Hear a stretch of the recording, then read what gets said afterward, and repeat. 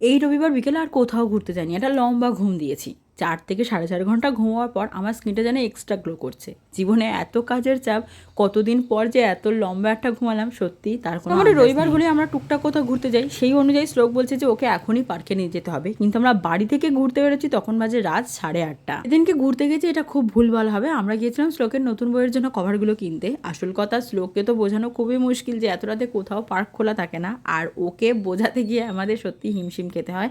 সেদিনকে রাত্রে বই মোলাট করতে গিয়ে এতটাই ব্যস্ত হয়ে পড়েছিলাম যে আর কোনো মিনিট ছিল। পরের দিন সকালে আমরা দুজনে মিলে গিয়েছিলাম শ্লোককে বাড়িতে রেখে ব্যাংকের একটা কাজে। ব্যাংকের কাজ কোনোদিন তো একবারে হয় না, যেতে হয় 5-6 বার, তবে একটা ব্যাংকের কাজ কমপ্লিট হয়। বেশ কিছুক্ষণ গরমের মধ্যে এসির হাওয়া খেয়ে বাড়ি চলে এলাম। তবে সত্যি কথা বলতে, এই ব্যাংকের কাজ রিলেটেড কিছু যখন থাকে আমার যে এত অসহ্য লাগে, কারণ বসে বসেই ওখানে আমার সময় চলে যায়। কাল বিয়ে বাড়ি ছাড়া আলাদা করে আমাদের আর আইসক্রিম খাওয়ার সুযোগ হয় না। চোখের সামনে সবাই আইসক্রিম খেলেও আমরা আর খেতে পারি না, শুধুমাত্র শ্লোকের কথা ভেবে। তো অনেক দিন পর আজকে আইসক্রিম খেয়েছি।